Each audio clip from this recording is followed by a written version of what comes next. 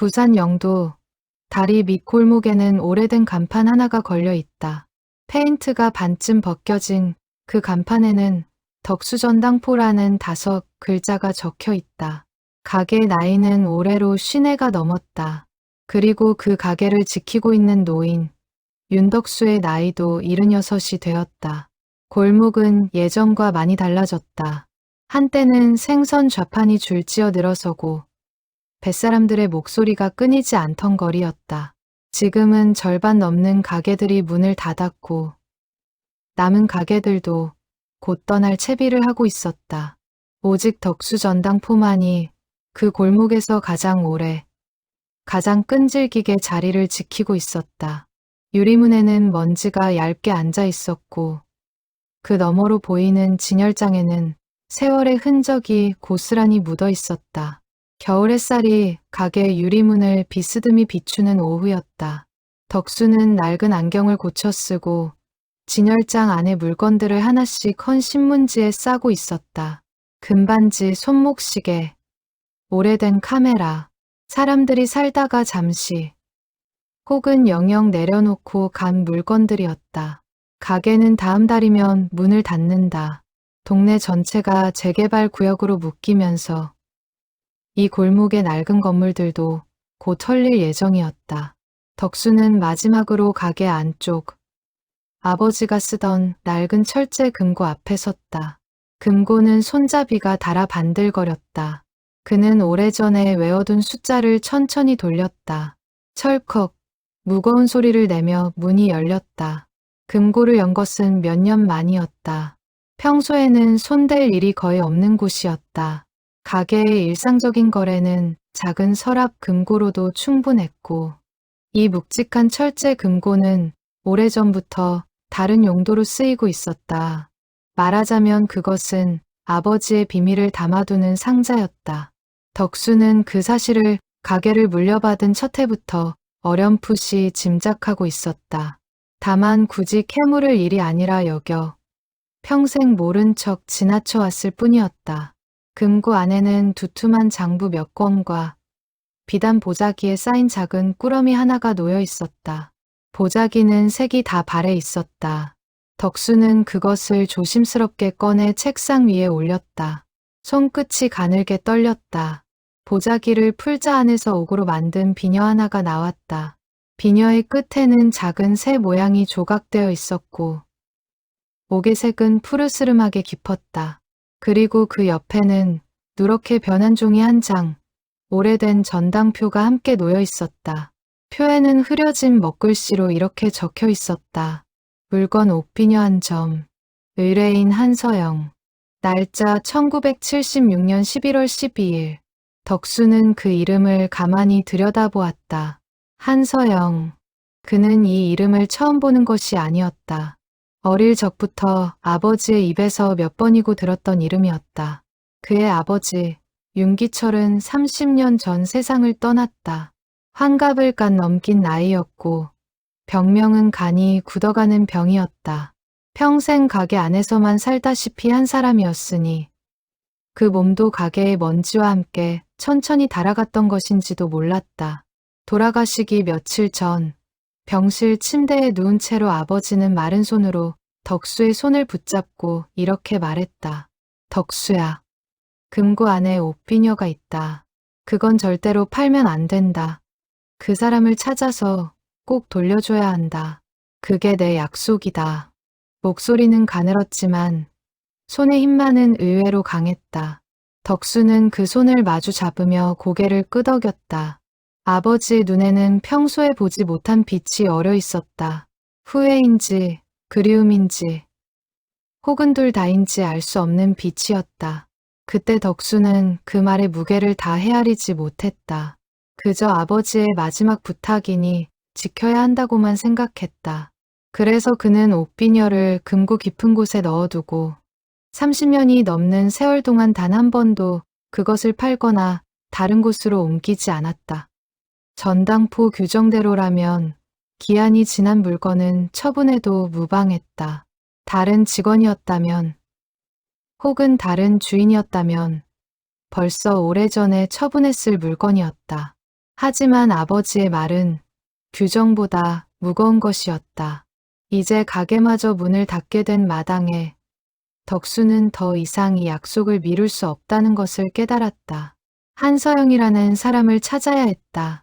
살아있다면 어디에 있는지 알아내야 했다. 하지만 50년 전의 흔적이 지금까지 남아있을 리 없었다. 주소도 전화번호도 아무것도 없었다. 덕수는 장부를 한 장씩 넘겼다. 아버지의 글씨는 단정하고 가늘었다. 종이는 손이 닿을 때마다 바스락 소리를 내며 부서질 듯했다. 한 장, 한 장 넘길 때마다 낯익은 이름들이 스쳐 지나갔다. 동네 사람들이 잠시 맡기고 찾아간 시계, 반지, 라디오, 모두 무사히 주인에게 돌아간 물건들이었다. 그런데 한서영의 이름이 적힌 페이지에는 다른 페이지와 다른 점이 하나 있었다. 다른 의뢰인들의 기록에는 모두 보관 기한과 처분 여부가 적혀 있었지만 한서영의 기록 옆에는 단 한 줄, 아버지의 손글씨로 이렇게만 적혀 있었다. 기한 없음, 영구 보관, 반드시 본인에게. 덕수는 그 문장을 오래도록 들여다보았다. 단순한 전당포 거래가 아니었다. 거기에는 분명 말로 다 하지 못한 사정이 있었다.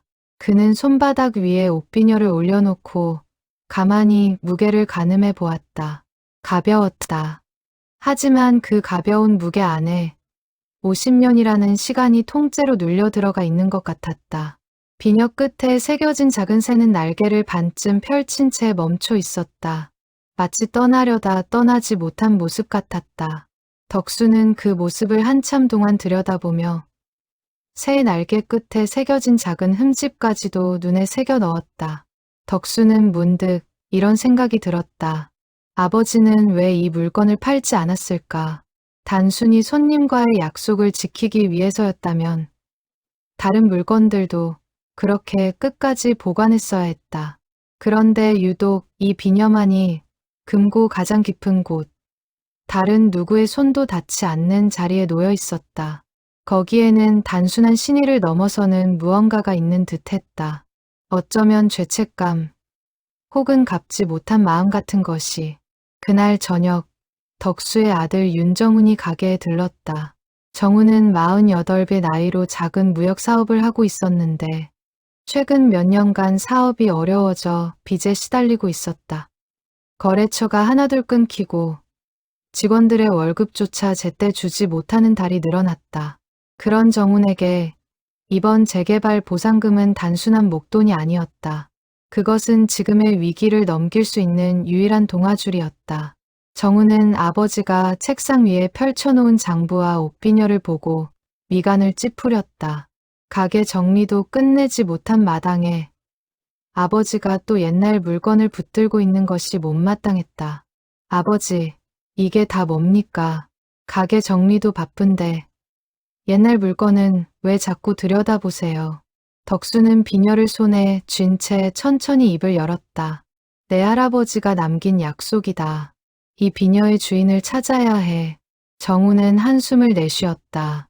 그의 머릿속에는 재개발 보상금과 밀린 빚 걱정이 가득했다.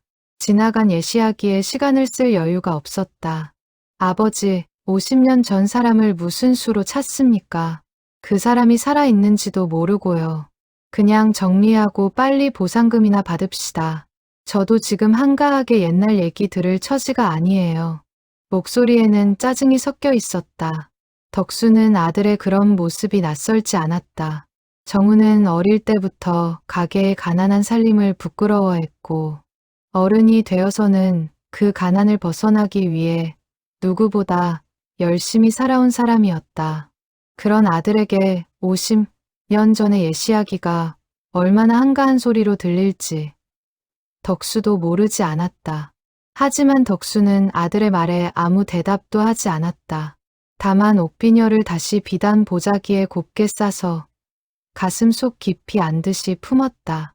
그 모습을 보던 정우는 더 이상 말을 잇지 못하고 가게 문을 나섰다. 혼자 남은 덕수는 의자에 앉아 오래도록 비녀를 바라보았다. 아버지가 평생 입 밖에 내지 못했던 사연이 이 작은 옥 조각 안에 갇혀 있는 듯했다. 창밖으로는 영도 다리에 불빛이 하나둘 켜지고 있었다. 50년 전 그날도 아마 이런 저녁이었을 것이라고 덕수는 생각했다. 그리고 그는 마음속으로 다짐했다. 가게는 문을 닫아도 이 약속만큼은 끝까지 지켜내겠다고. 가게 안에 시계가 조용히 9번을 쳤다. 덕수는 비녀를 다시 가슴 깊은 주머니에 넣고 자리에서 일어났다. 내일부터는 50년 전의 흔적을 찾는 일이 시작될 것이었다. 그것이 얼마나 멀고 험한 길이 될지 이 순간에 그는 아직 알지 못했다. 다만 그는 마지막으로 한 번 더 가게 안을 둘러보며 이 작은 공간이 자신에게 남긴 마지막 숙제를 가만히 끌어안았다. 1976년 겨울, 영도 골목의 전당포는 그때 이미 20년 가까운 세월을 그 자리에서 버티고 있었다. 간판에는 아직 기철전당포라는 이름이 걸려 있었다. 윤기철, 덕수의 아버지는 그때 40을 간 넘긴 나이였고 어린 덕수는 그 시절 가게 안쪽 방에서 숙제를 하며 자라고 있었다. 그 시절 영도는 지금과는 사뭇 다른 동네였다. 조선소에서 울리는 망치 소리가 하루 종일 끊이지 않았고 골목마다 방직 공장에서 퇴근하는 처녀들의 발걸음이 분주했다. 가난한 살림에도 사람들은 서로의 형편을 헤아리며 살았다. 전당포는 그런 동네에서 급한 사정이 생긴 이들이 마지막으로 찾는 곳이었다. 기철은 그 사실을 늘 마음에 새기고 있었다. 그는 손님을 단순한 거래, 상대로만 대하지 않았다. 물건 너머에 있는 사람의 사정을 먼저 헤아리려 애썼다. 그것이 그가 평생 지켜온 장사꾼으로서의 작은 원칙이었다. 그날은 유난히 추운 날이었다. 바닷바람이 골목 안까지 밀고 들어와 문틈을 흔들었다. 가게 안작은 연탄난로 위에서는 양철 주전자가 낮게 김을 뿜고 있었다. 저녁 무렵 가게 문이 조심스럽게 열리며 한 젊은 여인이 들어섰다. 검은 코트를 입고 있었지만 옷차림만으로는 추위를 다 가릴 수 없었던지 입술이 새파랗게 질려 있었다. 여인은 손에 작은 비단 보자기 하나를 꼭 쥐고 있었다. 여인의 이름은 한서영이었다. 그때 나이 23, 시내의 한 방직 공장에서 사무직으로 일하던 처녀였다. 그녀는 가게 안으로 들어와서도 한참을 머뭇거렸다. 진열장 앞에 서서 마치 마지막 결심을 다잡는 사람처럼 보자기를 가슴에 품은 채 숨을 깊이 들이쉬었다. 기철은 그녀의 표정에서 심상치 않은 사정을 짐작했다. 평범한 손님이라면 망설일 이유가 없었다. 그는 조용히 자리에서 일어나 그녀를 맞았다. 무엇을 맡기시려고 그러십니까? 서영은 떨리는 손으로 보자기를 풀었다. 안에서 나온 것은 옥으로 만든 비녀 한 점이었다. 끝에는 작은 새 한 마리가 정교하게 조각되어 있었다. 이것이 저희 어머니가 시집 오실 때 가져오신 비녀입니다. 집안에 남은 것 중에 가장 값이 나가는 물건이에요. 기철은 비녀를 받아 불빛 아래서 살펴보았다. 옥의 질이 좋았다. 오래된 장인의 손길이 느껴지는 세공이었다. 하지만 그는 비녀의 값보다 여인의 사정이 더 마음에 걸렸다. 무슨 일이 있으십니까? 이렇게 다급하게 귀한 물건을 들고 오실 정도면. 서영의 눈에 눈물이 차올랐다. 그녀는 한참을 망설이다가 결국 입을 열었다. 제 동생이 누명을 쓰고 경찰서에 잡혀 있습니다. 공장에서 옷감 도난 사건이 있었는데 그 죄를 동생이 뒤집어 쓰게 됐어요. 변호사를 구하고 보석금을 마련해야 하는데 집에는 더 이상 내놓을 게 없어서요. 서영의 동생 한태석은 그의 19이었다. 같은 방직 공장에서 견습으로 일하고 있었는데 공장 창고에서 값비싼 원단 여러 필이 사라진 사건이 벌어졌고 사건 당일 창고 근처에 있었다는 이유만으로 태석이 의심을 받게 되었다. 진짜 범인은 따로 있었지만 그날 밤 그 사실을 아는 사람은 아무도 입을 열지 않았다. 사실 그 공장에서 일하던 사람들 사이에는 작은 소문이 돌고 있었다. 사라진 원단이 공장 사장의 아들이 운영하던 다른 가게로 흘러갔다는 이야기였다. 하지만 그 소문을 입 밖에 내는 사람은 없었다. 사장의 아들에게 밉보이면 당장 일자리를 잃을 처지였기 때문이었다. 견습생 신분이었던 태석에게는 그를 변호해 줄 사람도 힘도 없었다. 결국 모든 의심은 가장 약한 자리에 있던 태석에게로 쏠렸고 그는 경찰서, 유치장에 갇히는 신세가 되었다. 서영은 며칠 밤을 뜬 눈으로 지새우며 백방으로 뛰어다녔다. 변호사를 만나보았지만 수임료가 만만치 않았고 보석금을 마련하지 않으면 동생이 정식 재판까지 갇혀 지내야 한다는 말을 들었다. 집안에는 이미 내놓을 수 있는 물건이 거의 남아있지 않았다. 그날 그녀가 마지막으로 떠올린 것이 어머니가 남긴 옷비녀였다. 기철은 비녀를 손에 쥔 채 한동안 말이 없었다. 그의 마음속에서는 두 가지 생각이 부딪히고 있었다. 장사꾼으로서는 물건의 값을 매기고 돈을 내주면 그뿐이었다. 하지만 그는 그렇게만 할 수 없는 사람이었다. 사실 기철은 그 방직 공장의 도난 사건에 대해 이미 어느 정도 들은 바가 있었다.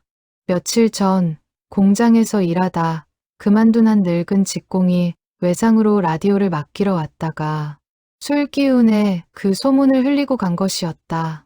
사장의 아들이 가게를 차리며 슬쩍 빼돈 원단이라는 이야기였다.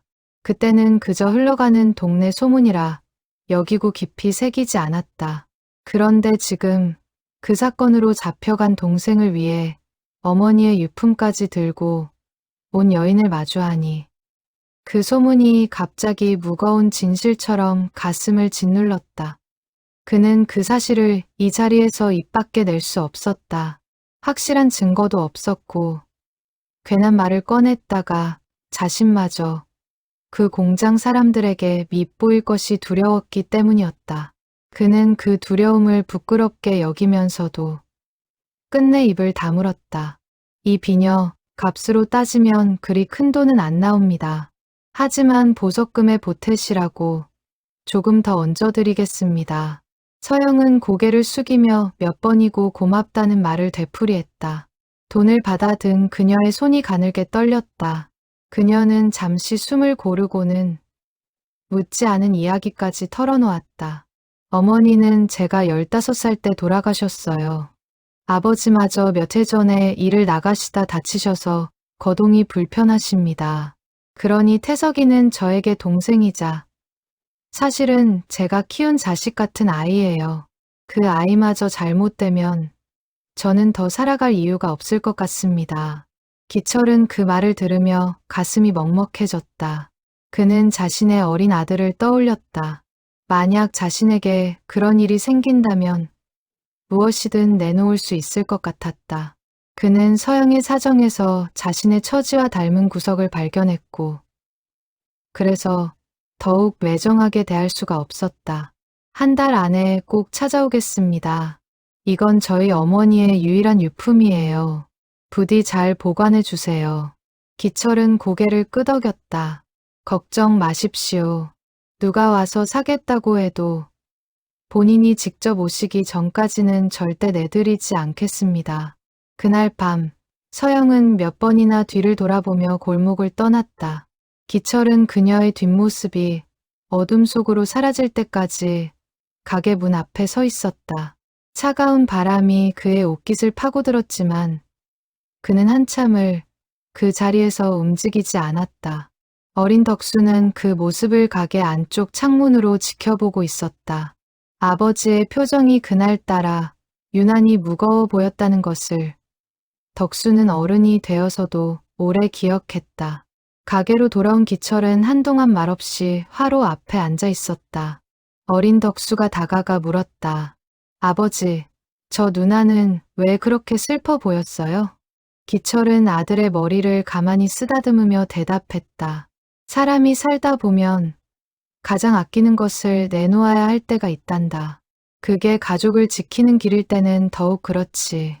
덕수는 그 말을 다 이해하지 못했지만 아버지의 목소리에 담긴 무게만은 어렴풋이 느낄 수 있었다.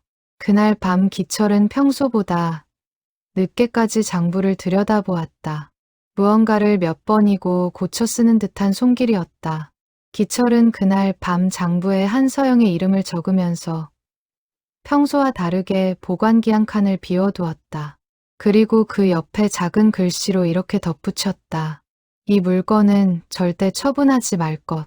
그때는 그도 그 약속이 50년이라는 시간을 건너가게 될 줄은 짐작하지 못했다. 펜을 내려놓은 그의 손끝에는 아직 다 식지 않은 결심의 온기가 남아 있었다. 한 달이 지나고 두 달이 지나도 한서영은 가게에 나타나지 않았다. 기철은 처음에는 사정이 있어 늦어지는 것이야 여기고 기다렸다. 하지만 계절이 한번 바뀌고 다시 겨울이 찾아올 때까지도 그녀의 모습은 보이지 않았다. 동네 사람들 사이에서는 그녀의 가족이 어느 날 갑자기 이삿짐을 싸서 영도를 떠났다는 이야기만 떠돌았다. 어디로 갔는지는 아무도 알지 못했다. 기철은 그 후로도 몇 번이나 그녀가 일하던 공장 근처를 서성였지만 끝내 아무런 소식도 얻지 못했다. 그는 그저 옷비녀를 금고 깊은 곳에 넣어두고 언젠가 그녀가 돌아올 날을 기다리는 수밖에 없었다. 그 기다림이 한 사람의 일생을 넘어 아들의 일생까지 이어지게 될 줄은 그때의 그도 짐작하지 못했다. 다음 날 아침, 덕수는 평소보다 일찍 가게 문을 열었다. 정리해야 할 물건들은 아직 절반도 끝나지 않았지만 그의 마음은 이미 다른 곳에 가 있었다. 그는 낡은 수첩 한 권을 꺼내 첫 장에 한서영이라는 이름을 적었다. 그 아래에는 그가 알고 있는 사실들을 하나씩 적어 내려갔다. 1976년 방직 공장, 동생 한태석, 도난 사건. 그것이 그가 가진 단서의 전부였다. 수첩의 빈 페이지가 유난히 넓게 느껴졌다. 그는 먼저 옛 동네 사람들을 찾아 나섰다. 영도에서 50년을 살아온 사람이라면 그 시절의 소문 한 자락쯤 기억하고 있을지도 몰랐다. 덕수는 지팡이를 짚고 골목을 누비며 평생 알고 지낸 노인들을 한 사람씩 찾아갔다. 재개발을 앞둔 동네는 이미 절반쯤 빈집이 되어 있었고 남은 노인들도 하나둘 이삿짐을 꾸리는 중이었다. 덕수는 그 모습을 보며 자신이 찾는 사람의 흔적도 이렇게 조용히 사라지고 있는 것은 아닐까 하는 불안을 느꼈다. 가장 먼저 만난 사람은 옛 이웃이었던 박 노인이었다. 박 노인은 한때 같은 골목에서 포목점을 하던 사람으로 올해 82이었다. 그는 좁은 방 안에서 라디오를 틀어놓고 혼자 점심을 들고 있다가 덕수를 반갑게 맞아 자리를 권했다. 그는 덕수의 이야기를 듣더니 한참을 곰곰이 생각하다 입을 열었다. 한서영이라 그 이름 들으니 생각이 나는구먼. 방직 공장 다니던 처녀 아니었나. 동생이 무슨 일로 잡혀갔다고 그랬지. 근데 그 집이 어느 날 갑자기 동네를 떠났어. 짐도 제대로 못 챙기고 야밤에 떠났다는 얘기를 들었네. 왜 그렇게 갑자기 떠났는지는 모르십니까? 박 노인은 고개를 저었다. 그때 소문이 흉흉했지. 그 집 아버지가 빚을 많이 졌다는 얘기도 있고 딸이 무슨 사고를 쳤다는 얘기도 있고 그런데 확실한 건 아무도 몰랐어. 그냥 어느 날 보니 빈집이었던 거지. 박 노인은 잠시 먼 곳을 바라보다 덧붙여 말했다. 그 시절엔 다들 그랬어. 형편이 어려운 집들은 소리 없이 떠나곤 했지. 빚쟁이들 피해서 아니면 동네 사람들 눈치가 무서워서 누가 어디로 갔는지 알려고 들면 오히려 신뢰가 되는 분위기였어. 그는 헛기침을 한번 하고는 식어버린 찻잔을 다시 들었다. 덕수는 그 말을 수첩에 적으며 마음 한구석이 무거워졌다. 단순히 가난해서 떠난 것이 아니라 무언가 부끄러운 사정이 있어 야반도주하듯 떠났다는 뉘앙스였다. 그것이 동생의 사건과 관련이 있는 것인지 아니면 다른 이유가 있는 것인지는 아직 알 수 없었다. 박 노인의 집을 나선 덕수는 다시 골목 끝에 있는 작은 구멍 가게로 향했다. 그곳을 지키고 있는 70대 여인 역시 그 시절을 기억하는 사람 중 하나였다. 여인은 한서영의 이름을 듣고는 눈을 가늘게 뜨며 기억을 더듬었다. 가게 안 선풍기 돌아가는 소리만이 잠시 정적을 채웠다. 아, 그 집. 방직 공장 다니던 큰딸 말하는 거지요? 맞아요. 동생이 도둑질했다고 잡혀갔다는 소리가 있었어요. 그런데 그게 다 누명이었다는 얘기도 나중에 돌았던 것 같은데 정확히는 모르겠네. 워낙 오래전 일이라 그 집이 떠난 뒤로 혹시 다시 본 적은 없으십니까? 여인은 고개를 저었다. 전혀요.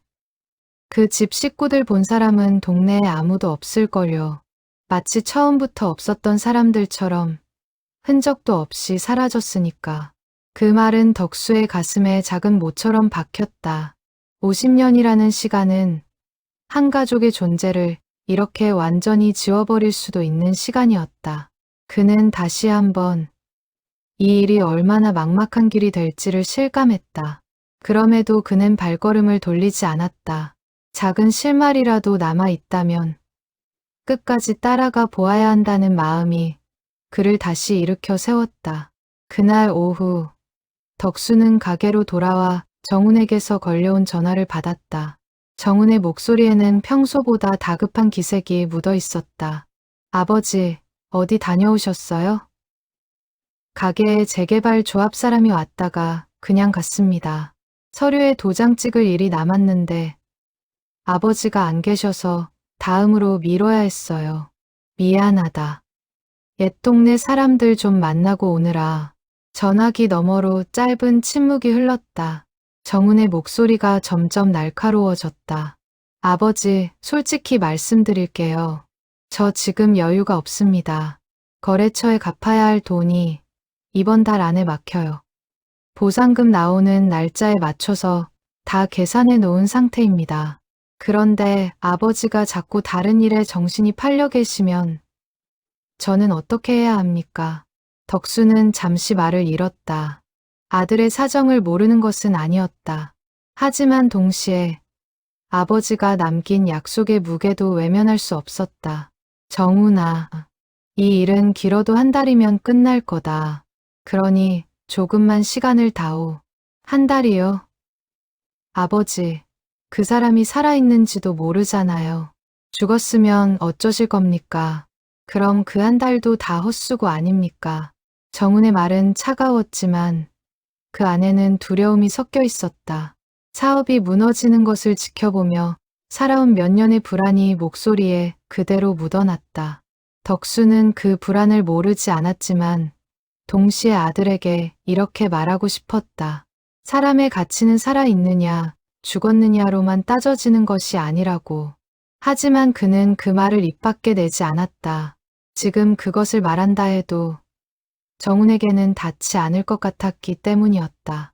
정훈은 잠시 숨을 고르고는 한층 누그러진 목소리로 다시 말을 이었다. 아버지, 저도 할아버지 이야기 들으면 마음이 짠해요. 그런데 지금 저한테는 당장 막아야 할 돈이 있단 말입니다. 직원들 월급도 2달이나 밀렸어요. 그 사람들 가족도 생각해야 하는 처지라고요. 아버지 마음은 알겠지만 지금은 때가 아닌 것 같습니다. 덕수는 그 말에 아무 대답도 하지 못했다. 아들의 사정도 분명한 현실이었다. 직원들의 생계, 빚, 사업의 존속, 그 모든 것이 정훈에게는 절박한 무게로 짓누르고 있었다.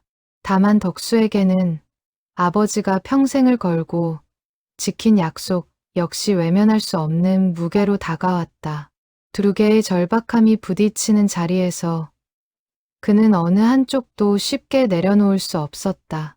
전화를 끊은 뒤 덕수는 한동안 빈 가게 안에 앉아 있었다. 진열장 유리에 비친 자신의 얼굴이 낯설게 느껴졌다. 그는 다시 수첩을 펼치고 다음으로 찾아가야 할 사람의 이름을 적었다. 그 시절 동네 파출소에서 근무했다는 박 형사였다. 한태석의 사건을 직접 다뤘을지도 모르는 사람이었다. 덕수는 가게 안쪽 벽에 걸린 낡은 흑백 사진을 올려다보았다. 사진 속에는 젊은 시절의 아버지와 그 옆에 서 있는 어린 자신이 있었다.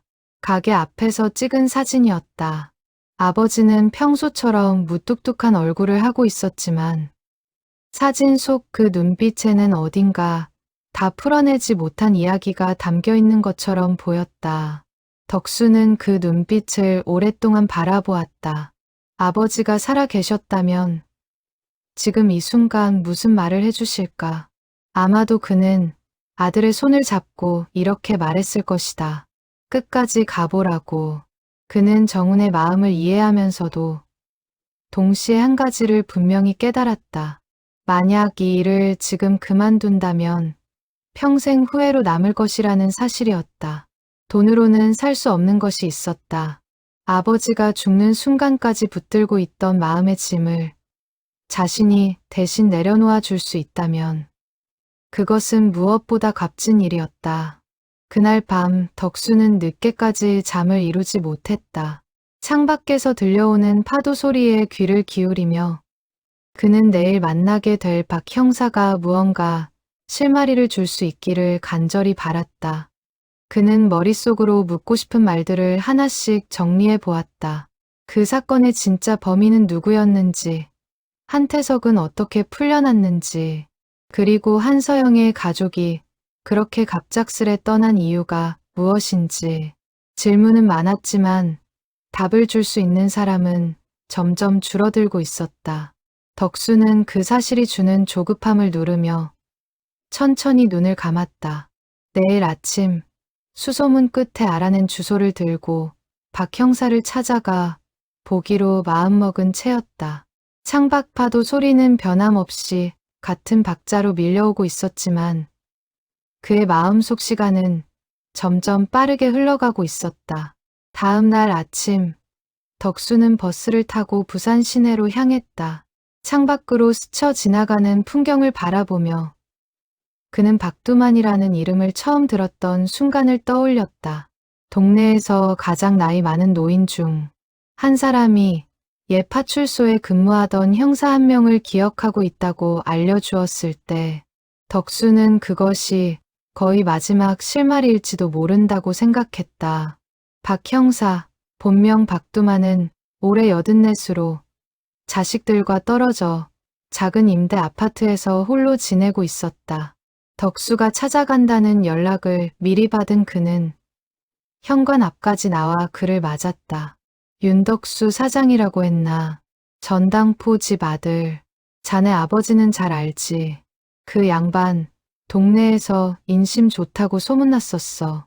집 안으로 들어선 덕수는 박두만이 차려준 식은 보리차를 받아들며 천천히 용건을 꺼냈다. 작은 거실에는 오래된 가족 사진들이 가득 걸려 있었고 창문 너머로 보이는 풍경은 부산 시내의 빌딩들로 가득했다. 1976년의 방직 공장 도난 사건. 한태석이라는 견습공의 이름을 꺼내자 박두만의 얼굴빛이 묘하게 변했다. 한태석 그 이름 오랜만에 듣는구먼. 박두만은 천천히 그 이름을 입속으로 되뇌었다. 그는 한동안 허공을 바라보다 천천히 입을 열었다. 그 사건, 내가 직접 맡았던 사건이야. 그때 나는 갓순경 딱지를 뗀 풋내기였지. 공장 창고에서 원단이 없어졌다고 신고가 들어왔는데 사장이 직접 와서 그 견습공 애를 지목했어. 창고 근처에서 봤다는 사람이 있다면서. 그런데 그 증인이라는 게 좀 이상했어. 이상했다는 게 무슨 말씀이십니까? 그 증인이 사장 밑에서 일하던 경비원이었거든. 사장이 시키는 대로 진술한 게 아닌가 싶을 정도로. 말이 자꾸 바뀌었어. 처음에는 창고 안에서 봤다고 했다가 나중엔 창고 밖에서 봤다고 했다가 나는 그게 마음에 걸려서 직접 창고 안을 다시 살펴봤지. 그런데 그 창고 자물쇠가 외부에서는 절대 열 수 없는 구조였어. 안에서 누가 열어줘야만 가능한 거였지. 덕수는 그 말에 귀를 기울이며 손에 쥔 수첩에 빠르게 받아 적었다. 그러면 진짜 범인은 따로 있었다는 말씀이십니까? 박두만은 무겁게 고개를 끄덕였다. 나는 그렇게 생각했어. 그 창고 열쇠를 가진 사람은 몇 명 안 됐으니까. 그 중에 사장 아들이 있었지. 그 집 아들이 따로 포목 가게를 차린다고 자금을 만지고 있다는 소문도 있었고. 그런데 그걸 입 밖에 냈다가는 나도 그 동네에서 쫓겨날 판이었어. 위에서도 그냥 적당히 마무리하라는 압력이 내려왔고 결국 나는 그 아이를 구속 송치하는 서류에 도장을 찍었지. 박두만의 목소리가 가늘게 흔들렸다. 50년이 지났어도 그 기억은 여전히 그에게 무거운 짐으로 남아있는 듯했다. 그는 보리차 잔을 두 손으로 감싸주며 잠시 눈을 감았다. 젊은 날의 자신을 떠올리는 듯한 표정이었다. 창밖에서는 아이들이 뛰노는 소리가 멀리서 들려왔다. 그때는 나도 어렸고 위에서 시키는 대로 안 하면 옷을 벗어야 하는 처지였어. 그게 변명이 안 된다는 건 나도 알아. 그 후로 가끔 그 아이 얼굴이 떠오를 때마다 마음이 편치 않았지. 그 뒤로 그 아이는 어떻게 됐습니까? 보석으로 풀려난 건 알아.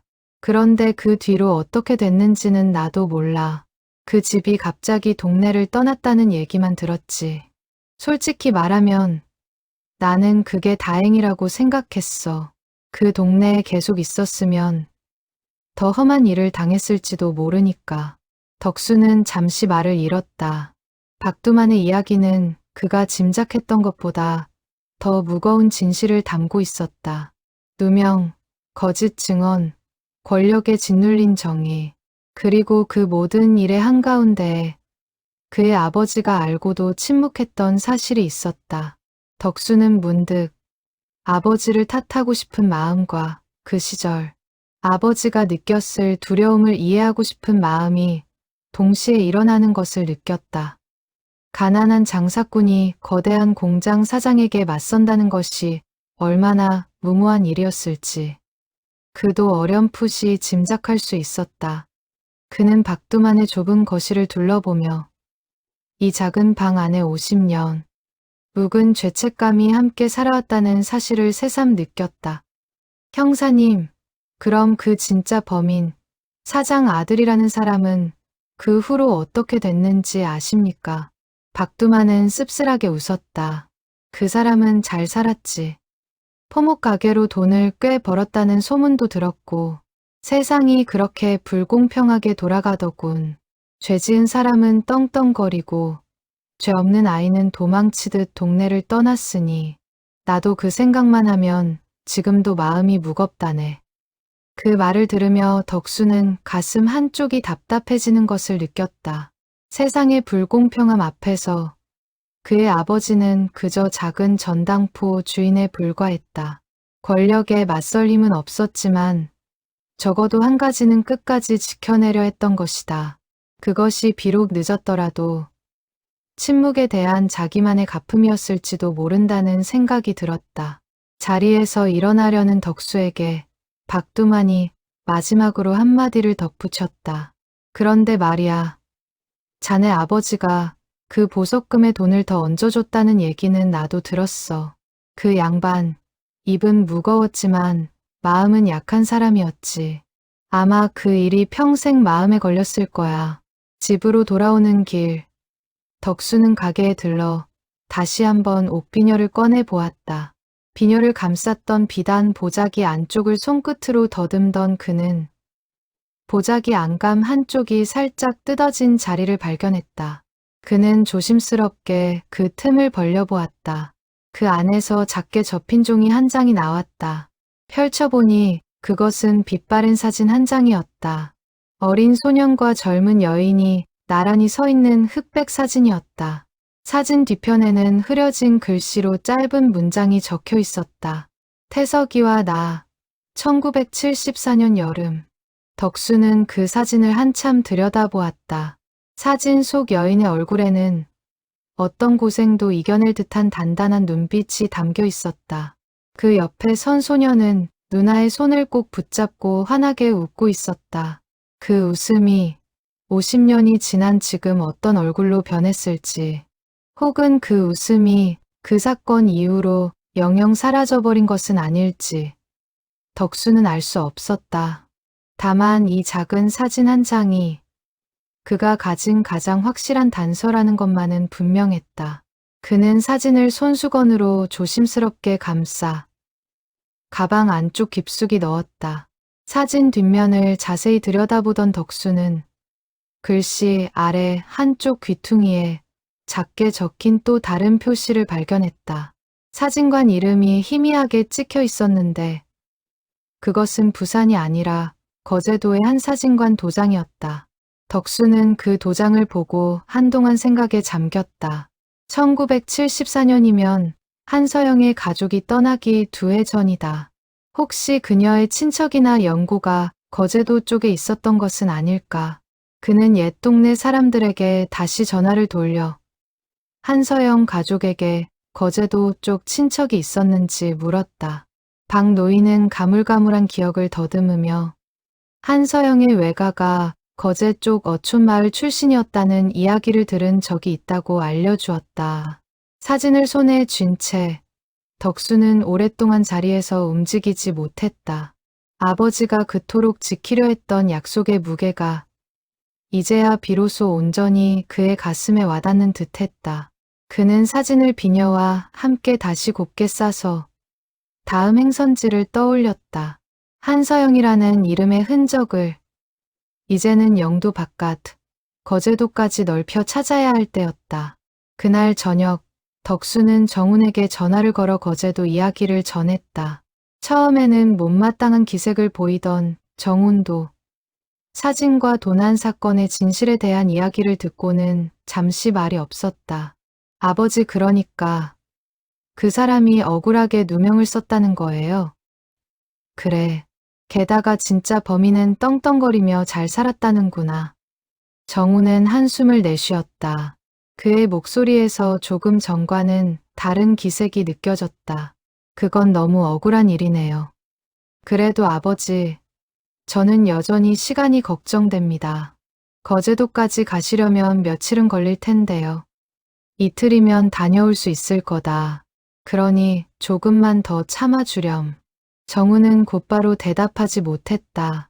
마음 한쪽에서는 아버지의 사정을 이해하고 싶었지만 다른 한쪽에서는 여전히 현실의 무게가 짓누르고 있었다. 그는 결국 짧게 대답하고 전화를 끊었다. 완전히 풀리지 않은 앙금이 부자 사이에 여전히 남아 있었다. 다음 날 새벽, 덕수는 작은 가방 하나를 챙겨 거제도로 향하는 첫 배에 올랐다. 76의 몸으로 혼자 떠나는 여행이었다. 정우는 마지막까지 함께 가자는 말은 하지 않았다. 다만 떠나는 아버지의 등에 옷가지가 든 가방을 더 얹어주며 조심히 다녀오세요 라는 말만 짧게 건넸다. 그 말 속에는 여전히 못마땅함과 걱정이 함께 섞여 있었다. 배는 잔잔한 바다 위를 미끄러지듯 나아갔다. 덕수는 갑판 한쪽에 앉아 멀어지는 부산항을 바라보았다. 50년 전 한서영의 가족도 이렇게 바다를 건너 어딘가로 떠났을 것이다. 그는 그 가족이 느꼈을 두려움과 막막함을 어렴풋이 헤아려 보았다. 정든 동네를 떠나 아는 사람 하나 없는 곳에서 다시 삶을 시작해야 했던 그 마음을. 배 안에는 그와 비슷한 나이의 노인들, 몇몇이 섬으로 가는 친지를 만나러 가는 길인 듯 두런두런 이야기를 나누고 있었다. 덕수는 그들의 정겨운 말소리를 들으며 문득 자신이 50년 전 한 가족이 흩어진 자리를 더듬고 있다는 사실이 새삼 무겁게 느껴졌다. 사람의 인연이라는 것이 이렇게 길게 또 이렇게 끈질기게 이어질 수 있다는 것이 신기하기도 했다. 그는 가방 속에 든 옷비녀를 손끝으로 가만히 만져보았다. 비녀는 차갑고 단단했지만 그 안에 담긴 사연은 그 무엇보다 뜨거웠다. 2시간 남짓한 항해 끝에 배는 거제도 선착장에 닿았다. 겨울 바닷바람이 한층 매섭게 느껴졌다. 덕수는 옷깃을 단단히 여미고 선착장 주변을 둘러보았다. 낯선 섬의 풍경 속에서 그는 막막함과 함께 묘한 설렘을 느꼈다. 어쩌면 오늘 50년의 시간이 끝나는 자리에 서게 될지도 몰랐다. 선착장에는 갓 잡아 올린 생선을 손질하는 어부들의 손길이 분주했고 그 풍경이 어딘가 영도의 옛 골목과도 닮아 있었다.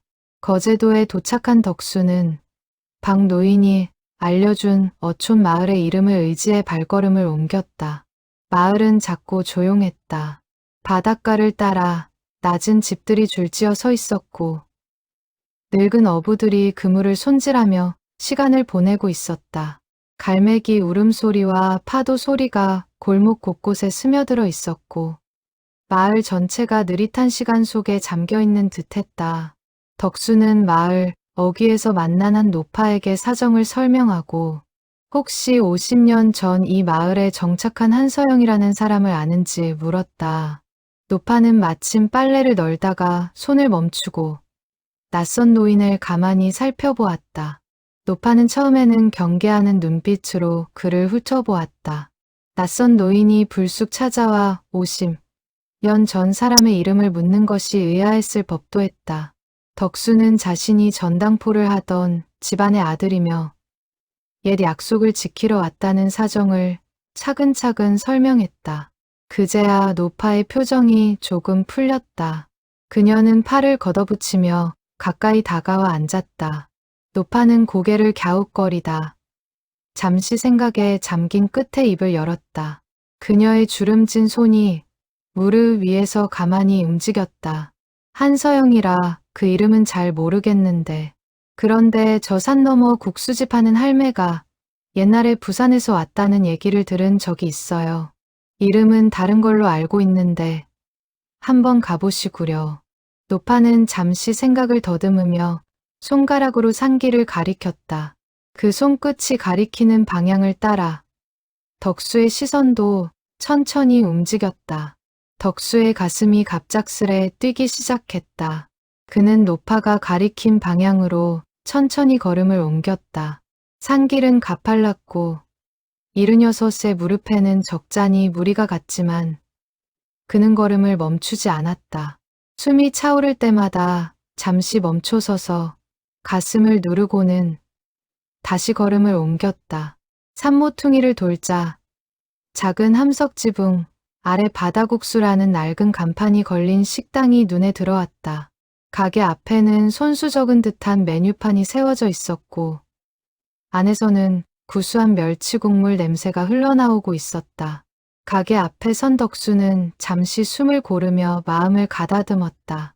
만약 이 사람이 정말 한서영이라면 어떤 말로 첫 인사를 건네야 할지 그는 미리 정해두지 못했다.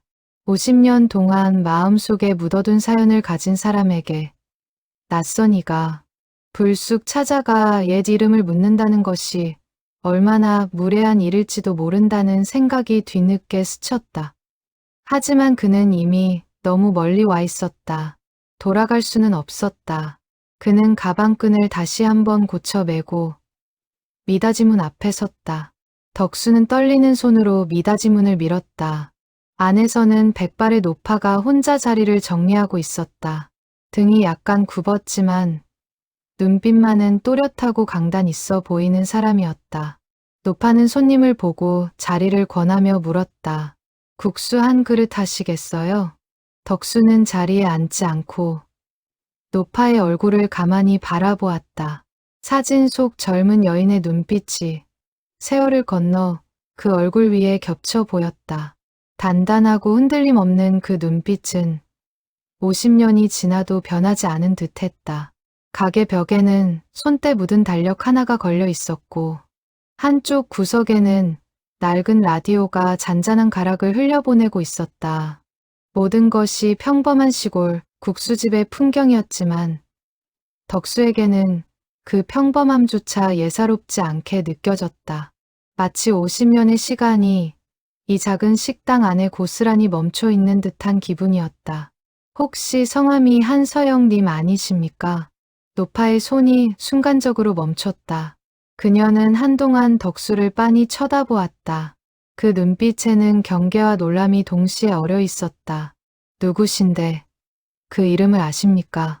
저는 윤덕수라고 합니다. 영도에서 전당포를 하던 윤기철의 아들입니다. 그 이름을 듣는 순간 노파의 얼굴빛이 눈에 띄게 변했다. 손에 들고 있던 행주를 떨어뜨릴 듯 흔들리던 그녀는 잠시 숨을 고르고는 낮은 목소리로 되물었다. 기철전당포 그 집 아들이라고요. 그녀의 목소리에는 반가움이라기보다는 오래 묵은 무언가가 한꺼번에 끓어오르는 듯한 떨림이 담겨 있었다.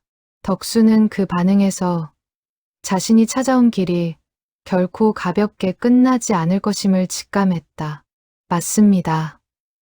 한서영 님을 찾고 있었습니다. 아버지가 남기신 물건을 돌려드리려고 왔습니다. 노파는 한동안 아무 말도 하지 않았다. 식당 안에는 멸치국물 끓는 소리만이 정적을 채우고 있었다. 이윽고 그녀는 천천히 의자를 당겨 앉으며 가라앉은 목소리로 말했다. 그 집에서 나를 찾아올 줄은 몰랐는데요. 서영의 목소리는 낮고 무거웠다. 그 한마디 속에는 50년 동안 쌓인 복잡한 감정이 모두 담겨 있는 듯했다. 덕수는 그녀의 맞은편에 조심스럽게 앉았다. 가방 속에는 옷비녀와 사진이 들어 있었지만 그는 아직 그것을 꺼낼 용기가 나지 않았다. 노파의 눈빛 속에 어린 그늘이 그가 짐작했던 것보다 훨씬 깊어 보였기 때문이었다. 실례지만 지금은 어떤 성함을 쓰고 계십니까? 노파는 잠시 머뭇거리다 대답했다. 그녀의 시선이 잠시 허공을 향했다가 다시 덕수에게로 돌아왔다. 김순자라고 합니다. 여기 와서 새로 지은 이름이에요. 한서영이라는 이름은 이제 아무도 부르지 않는 이름이지요. 그녀는 창밖 바다를 잠시 바라보았다. 파도가 잔잔하게 밀려와 부서지고 있었다. 갈매기 한 마리가 가게 앞 전봇대 위에 앉아 끼룩거렸다. 그 이름을 버린 데에는 이유가 있었습니다. 다시는 그 동네를, 그 시절을 떠올리고 싶지 않았으니까요.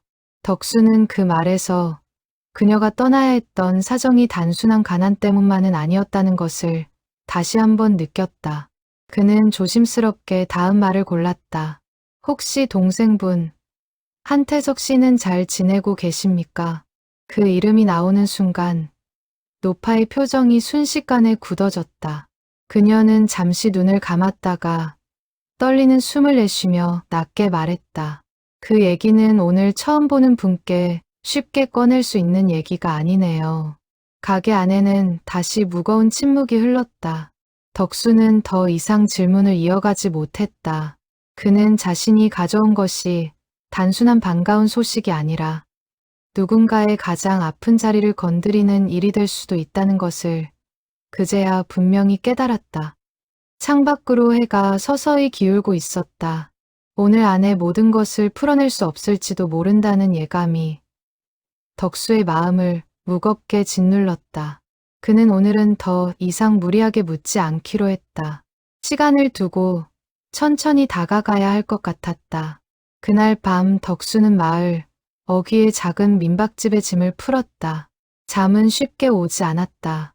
그는 천장을 바라보며 김순자, 아니 한서영이 보였던 표정을 몇 번이고 되새겼다. 동생의 이름을 꺼냈을 때 굳어버린 얼굴. 그것은 단순한 슬픔이 아니라 깊은 곳에 눌러둔 원망의 빛이었다.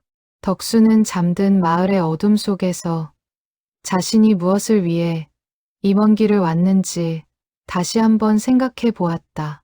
단순히 비녀를 돌려주는 것이 전부라면 우편으로 붙이는 것으로도 충분했을 것이다.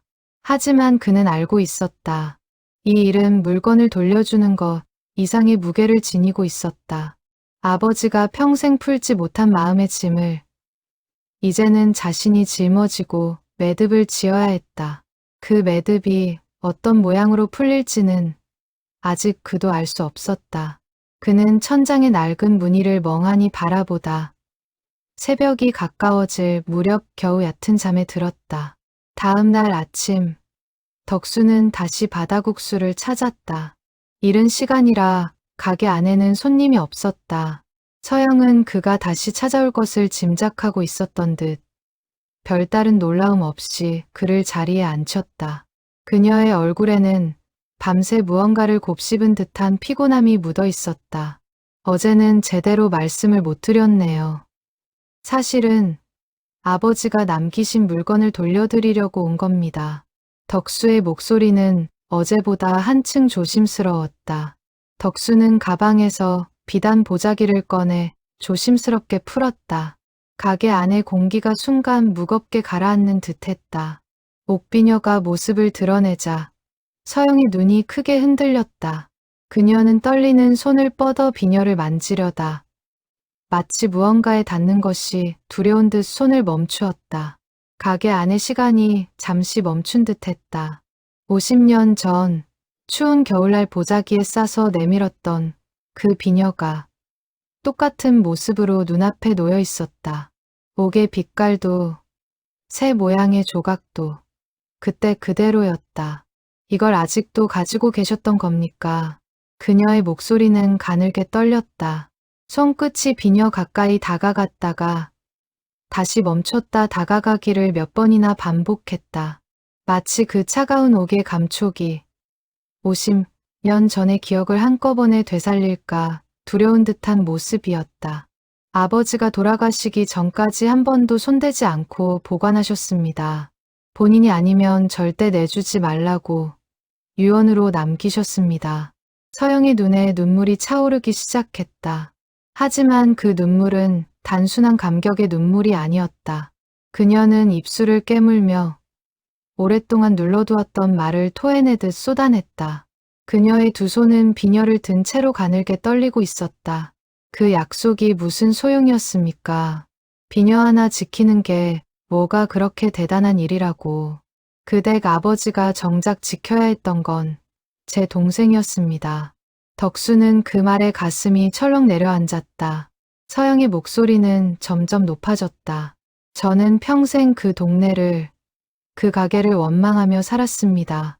우리 가족이 그렇게 도망치듯 떠나야 했던 건 동생이 누명을 쓰고도 아무도 진실을 말해주지 않았기 때문이에요. 그댁 아버지도 분명 뭔가 알고 있었을 거예요. 동네에서 장사를 하던 분이 그 흉흉한 소문을 몰랐을 리가 없잖아요. 그런데도 끝까지 입을 다물었죠. 우리 가족이 어떻게 됐는지는 관심도 없었을 겁니다. 그녀의 목소리는 가게 안작은 공간을 가득 채울 만큼 크고 떨렸다.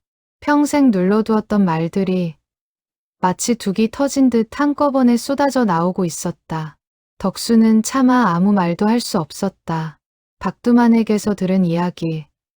아버지가 그 소문을 알고도 침묵했다는 사실이 머릿속에 떠올랐다. 서영의 원망은 결코 근거 없는 것이 아니었다. 오히려 그녀는 진실의 절반에 가장 가깝게 다가가 있었다.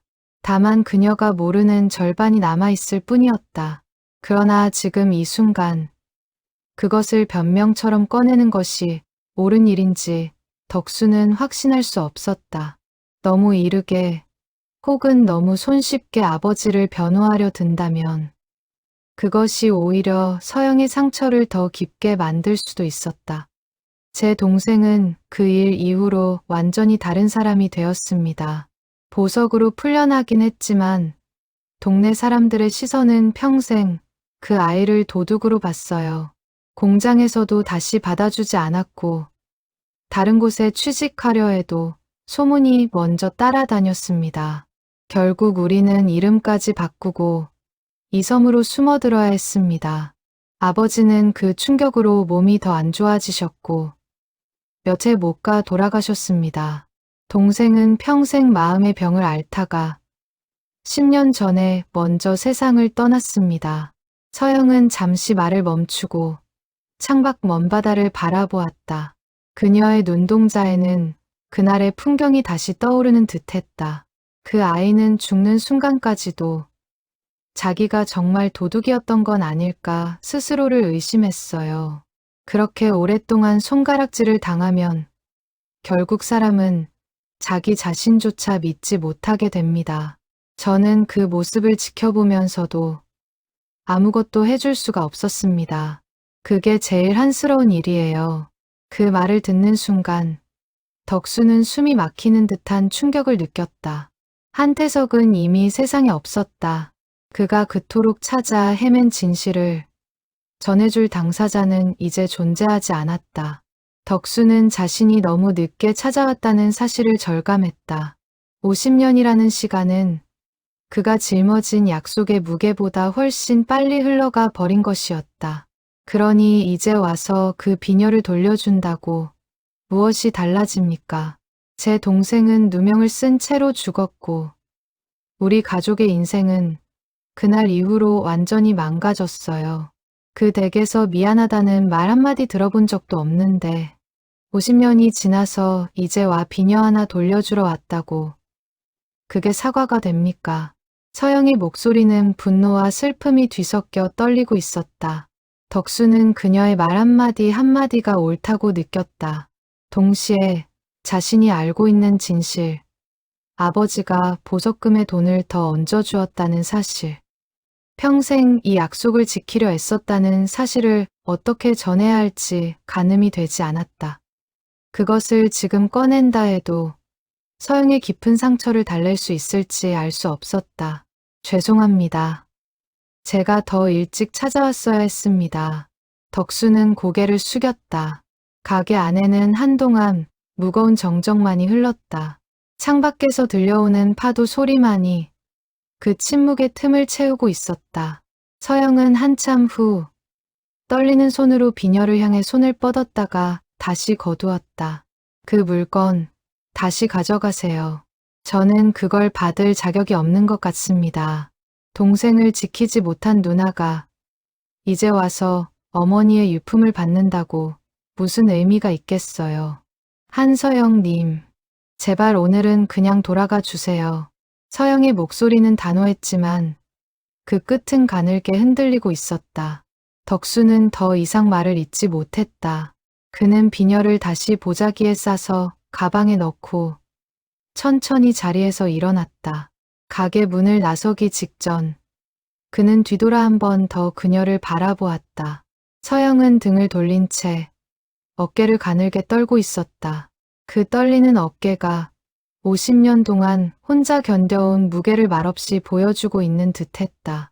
민박집으로 돌아온 덕수는 가방 속 비녀를 꺼내 다시 한번 들여다보았다. 창밖으로는 섬의 밤하늘이 유난히 맑게 펼쳐져 있었다.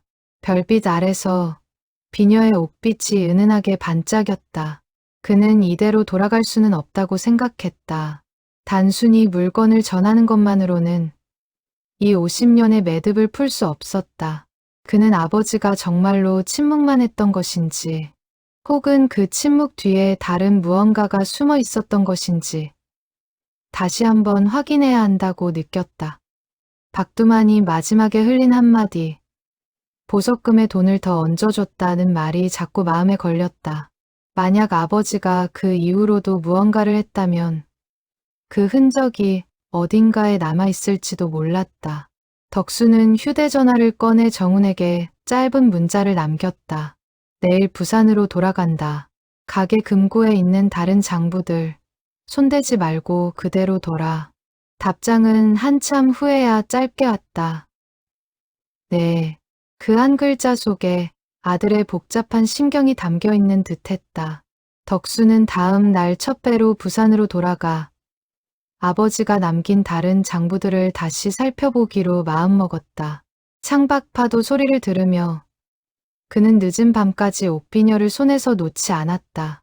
부산으로 돌아온 덕수는 곧장 가게로 향해 금고 안에 다른 장부들을 꺼냈다. 그동안 한서영의 이름이 적힌 장부만 들여다보았을 뿐 그 시기 전후의 다른 기록들은 자세히 살펴본 적이 없었다. 가게 안은 정리가 절반쯤 끝난 채 어수선했고 빈 진열장의 유리에는 저녁 햇살이 비스듬히 비치고 있었다. 그는 안경을 고쳐 쓰고 1976년부터 몇 해 동안의 장부를 한 장씩 넘기기 시작했다.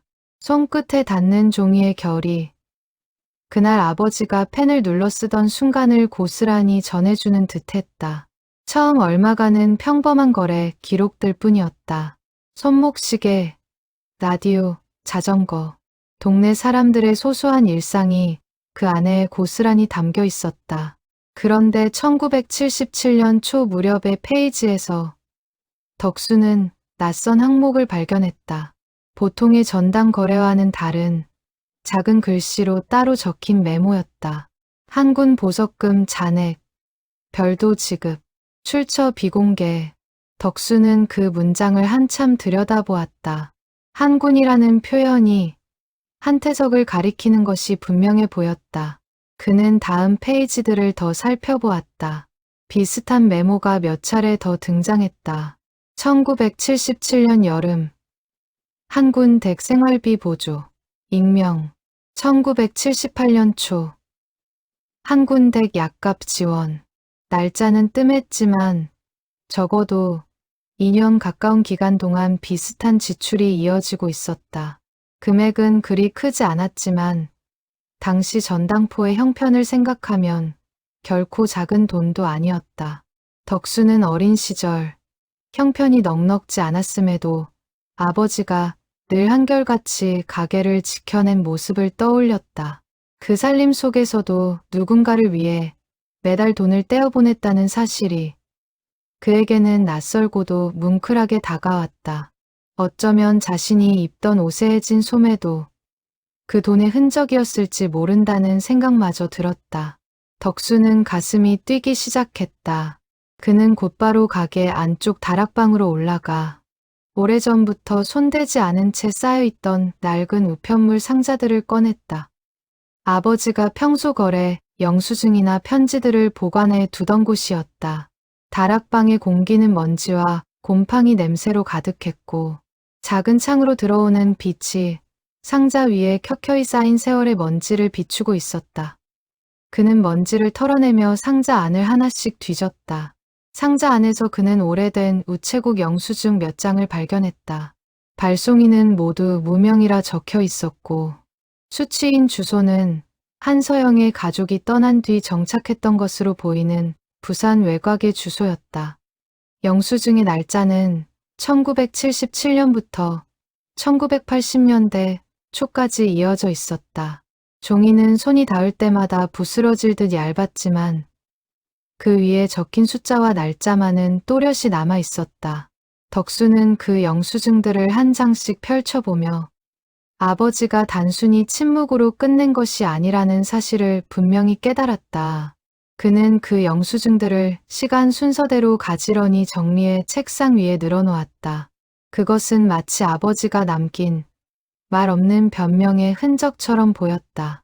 영수증 한 장 한 장에 적힌 작은 액수들이 당시 아버지가 가게 살림을 얼마나 빠듯하게 쪼개어 보냈을지를 짐작하게 해주었다. 덕수는 그 시절 자신이 입던 옷이 유난히 낡고 작았던 기억을 떠올렸다.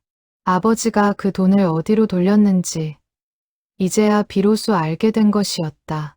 더 깊이 상자를 뒤지던 그는 빛바랜 편지 한 장을 발견했다. 발신인은 아버지였지만 정작 붙이지 못한 듯 봉투에 우표가 붙어 있지 않았다. 봉투 겉면에는 수취인의 이름도 적혀 있지 않았다. 마치 누구에게도 보낼 수 없었던 마음을 그저 종이 위에 적어두기만 한 것 같았다. 봉투는 오랜 세월 손에 닿지 않은 채 그대로 놓여 있었던 듯 가장자리가 누렇게 변색되어 있었다. 덕수는 떨리는 손으로 편지를 펼쳤다. 한서영 님께 저는 그날 사건의 진실을 어렴풋이 짐작하고도 끝내 입을 열지 못한 사람입니다. 비겁한 처사였다는 것을 압니다. 다만 제가 할 수 있는 일이 있다면 조용히라도 돕고 싶었습니다. 태석 군의 보석금에 부족함이 없도록 손을 썼고 그 뒤로도 형편이 어려우실 때마다 작은 도움을 보냈습니다. 부디 이 편지를 받으실 일은 없기를 바랍니다. 제 이름을 밝히는 것이 또 다른 상처가 될까 두렵기 때문입니다. 다만 언젠가 직접 찾아가 사죄드릴 수 있는 날이 오기를 바랍니다. 그날까지 맡기신 비녀는 제가 목숨처럼 지키겠습니다. 편지는 거기서 끝나 있었다. 날짜는 적혀 있지 않았지만 종이의 색과 글씨의 떨림으로 보아 꽤 오래전에 쓰인 것이 분명했다. 덕수는 편지를 손에 쥔 채 한동안 움직이지 못했다. 아버지는 단순히 죄책감에 짓눌려 비녀를 보관한 것이 아니었다. 그는 자신의 방식대로 끝까지 책임을 다하려 했던 것이다. 다만 그 사실을 끝내 직접 전하지 못한 채 세상을 떠난 것이었다. 다락방 작은 창으로 들어오던 햇살이 어느새 붉은 빛으로 바뀌어 있었다. 덕수는 그 편지를 읽으며 아버지라는 사람을 새롭게 이해하게 되었다. 평생 무뚝뚝하고 말이 없던 사람, 가족에게도 좀처럼 속마음을 털어놓지 않던 사람, 그런 아버지가 자신의 이름조차 밝히지 못하면서도 누군가를 위해 오랫동안 마음을 쓰고 있었다는 사실이 새삼 가슴을 울렸다. 사람은 때로 가장 가까운 가족에게도 보여주지 못하는 얼굴을 전혀 알지 못하는 타인을 향해 내보이는 것인지도 몰랐다. 덕수는 그 사실이 자신이 평생 알고 지냈다고 생각했던 아버지의 또 다른 얼굴이었음을 깨달았다. 덕수는 그제야 아버지가 그토록 옥비녀를 깊은 금고 속에 넣어두었던 이유를 온전히 이해할 수 있었다. 그것은 단순한 보관이 아니라 매달 보내는 익명의 도움과 함께 짝을 이루는 또 하나의 다짐이었다. 돈으로는 다 갚을 수 없는 마음의 빚을 언젠가 직접 만나 사죄하는 그날까지 비녀를 지켜내는 것으로 가름하려 했던 것이다.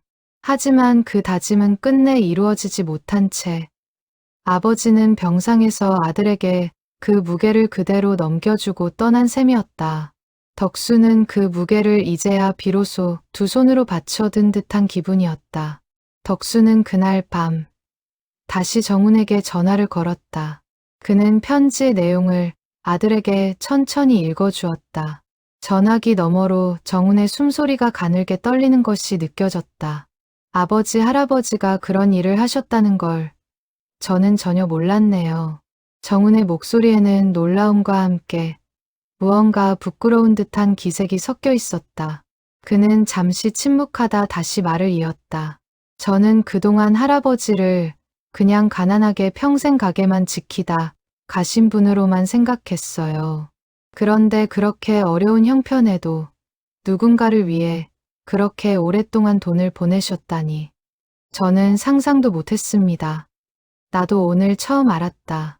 그러니 정훈아, 이제는 이 일을 끝까지 마무리해야겠다. 이 편지를 그분께 전해드려야 해. 비녀만 돌려드리는 것으로는 할아버지의 마음이 다 전해지지 않을 것 같구나. 정훈은 한동안 말이 없었다.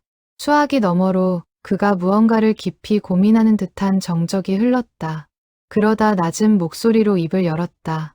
아버지, 제가 같이 가겠습니다. 이번에는요. 그 말에 덕수는 잠시 말을 잇지 못했다.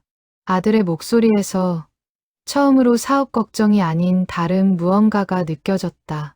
그것이 무엇인지는 아직 분명하지 않았지만 적어도 한 가지는 확실했다.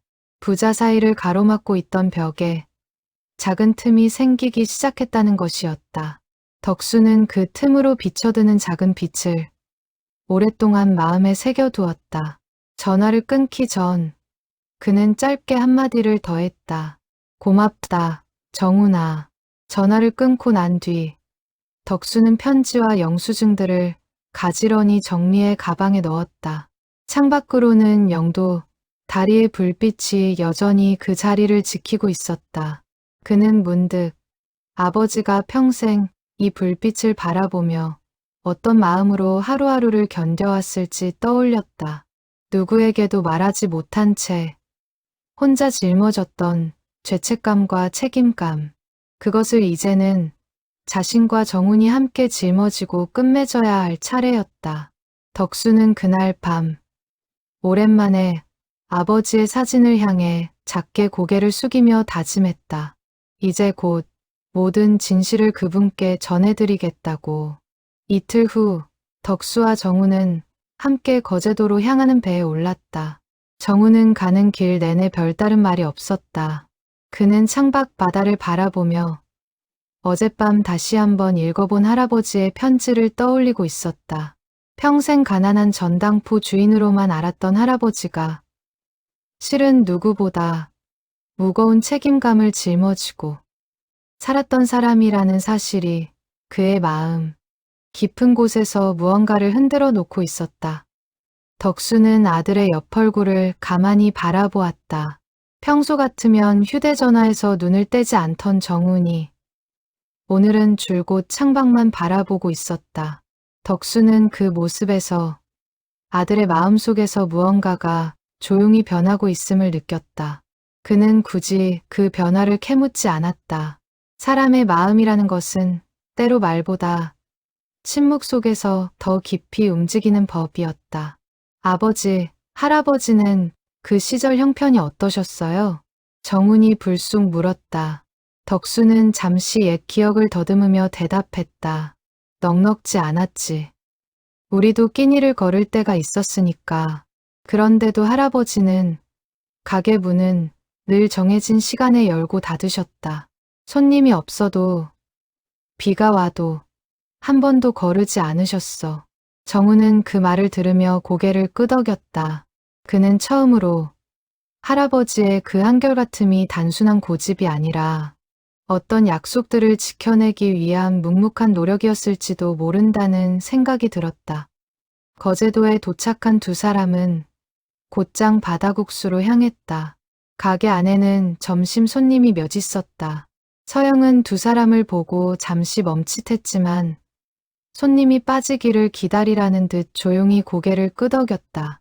덕수와 정우는 가게 안쪽 자리에 앉아 잠시 기다리며 벽에 걸린 빛바랜 메뉴판과 오래된 사진들을 천천히 둘러보았다. 1시간 남짓 지나 가게가 한산해지자 그녀는 두 사람을 안쪽 자리로 안내했다. 정우는 처음 만나는 서영의 모습을 사진 속 젊은 여인의 얼굴과 자꾸 겹쳐보려 애썼다. 같은 사람이라고는 믿기 어려울 만큼 긴 세월이 그녀의 얼굴에 새겨져 있었다. 또 오셨네요. 정리할 게 더 남으셨나 봐요. 서영의 목소리에는 여전히 날이 서 있었다. 덕수는 가방에서 편지와 영수증 뭉치를 꺼내 그녀 앞에 조심스럽게 내려놓았다. 손끝이 가늘게 떨리고 있었다. 이걸 보여드리고 싶어서 다시 왔습니다. 서영은 미심쩍은 눈빛으로 종이들을 내려다보았다. 영수증을 한 장씩 넘겨보던 그녀의 손길이 점점 느려졌다. 발송인 무명, 낯익은 주소. 그녀의 표정이 서서히 변하기 시작했다. 손끝이 가늘게 떨렸고 숨소리가 조금씩 가빠졌다. 이게 다 뭡니까? 제 아버지가 1977년부터 며칠 동안 댁으로 보낸 돈의 영수증입니다. 그리고 이건 아버지가 쓰셨지만 끝내 붙이지 못한 편지입니다. 덕수는 편지를 그녀 앞에 펼쳐 보였다. 서영은 떨리는 손으로 편지를 집어들었다. 그녀의 눈이 한 줄을 따라가며 천천히 흔들렸다. 다 읽고 나서도 그녀는 한동안 편지를 손에서 내려놓지 못했다. 가게 안의 작은 라디오에서 흘러나오던 가락도 어느새 멈춰 있었다. 시간이 그 자리에서만 느리게 흐르는 듯했다. 그녀의 손가락이 편지 끝을 몇 번이고 매만졌다. 그때 그 돈이 어디서 온 건지 저는 평생 몰랐습니다. 아버지는 그냥 어디선가 도움을 주는 분이 있다고만 하셨어요. 동네 어느 교회에서 보내주는 줄 알았습니다. 그게 전당포 그 집이었다니. 그녀는 떨리는 입술을 손으로 가렸다. 서영의 눈에서 눈물이 흘러내리기 시작했다. 그것은 조금 전과는 전혀 다른 종류의 눈물이었다. 분노와 원망 대신 회한과 놀라움이 뒤섞인 눈물이었다. 저는 평생 그 집을 원망하면서 정작 우리 가족을 가장 오래 도와준 게 그 집이었다는 걸 몰랐던 겁니다. 제가 그동안 마음속으로 그댁 아버님께 했던 모진 말들이 얼마나 부끄러운 일이었는지 모르겠습니다. 그녀는 손으로 입을 가리며 흐느꼈다. 어깨가 가늘게 떨렸다. 정우는 그 모습을 옆에서 지켜보며 자신도 모르게 눈시울이 붉어지는 것을 느꼈다. 그는 그동안 할아버지를, 그리고 아버지의 고집을 그저 현실 감각이 없는 사람들의 행동으로만 여겼다. 하지만 지금 이 순간 그 고집의 뿌리에 얼마나 깊은 사랑과 책임감이 있었는지를 비로소 깨닫고 있었다. 그는 처음으로 자신이 그동안 아버지에게 던졌던 차가운 말들이 떠올라 마음이 무거워졌다. 빚 걱정에 쫓겨 아버지를 몰아세웠던 순간들이 새삼 부끄럽게 느껴졌다.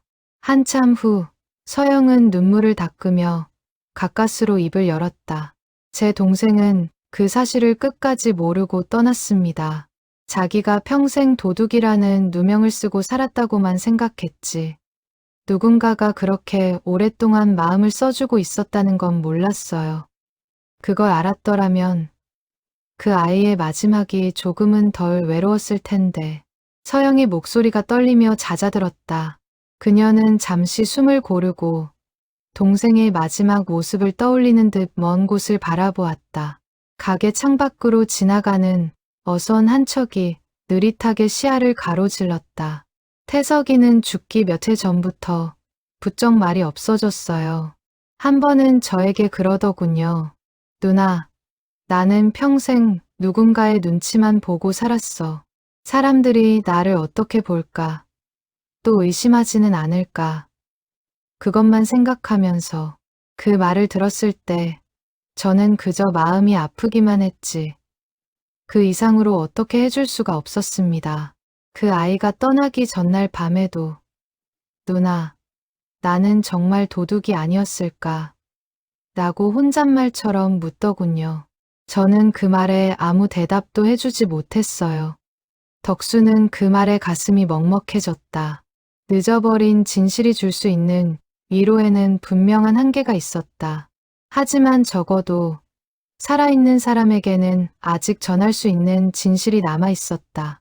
그는 잠시 자신의 손을 내려다보며 다음 말을 신중히 골랐다.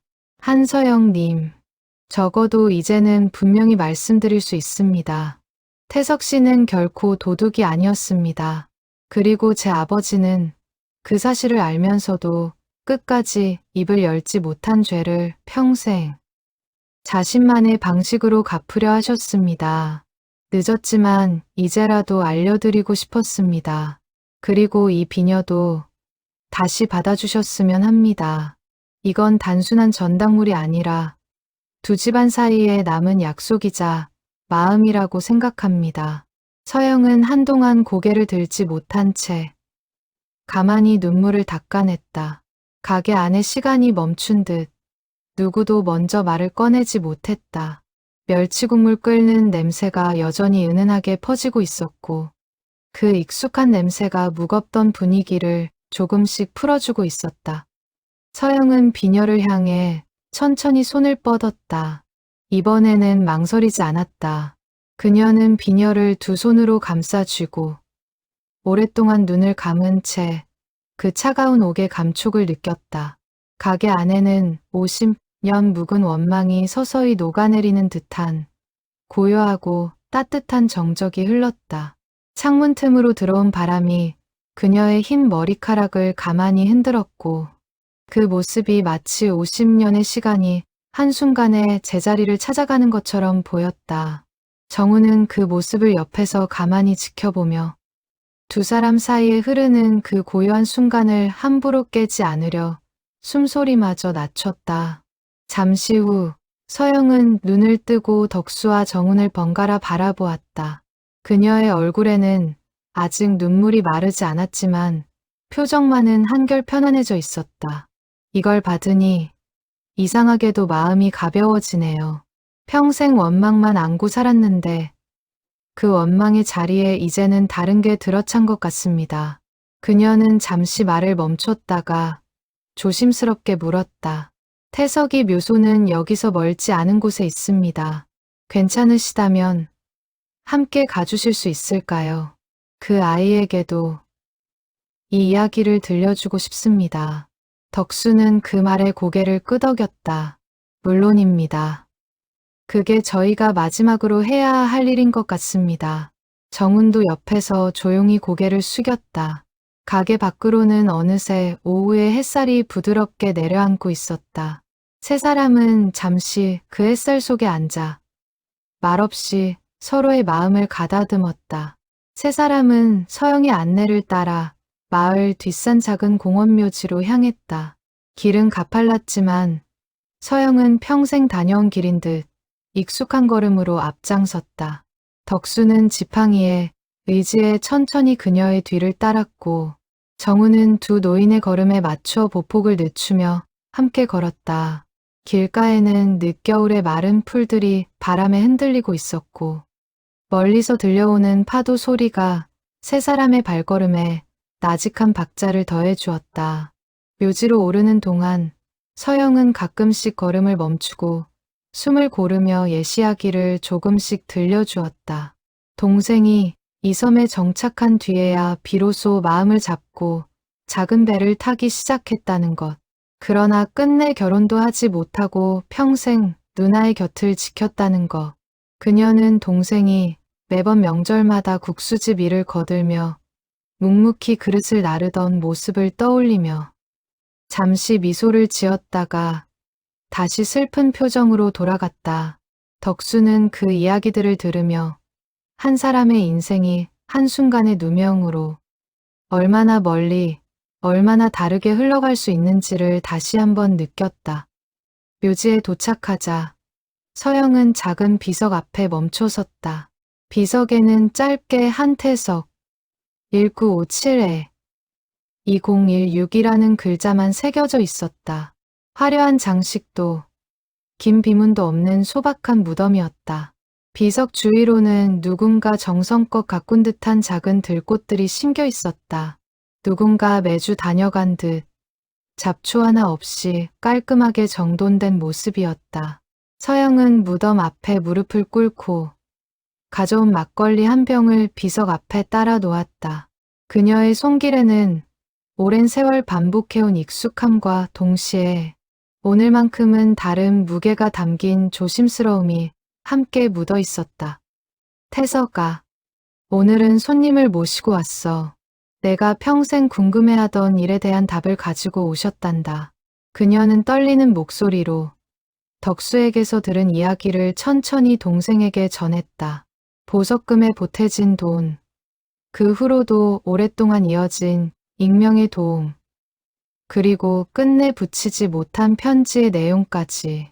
그녀의 목소리는 몇 번이고 끊겼지만 끝까지 모든 이야기를 전했다.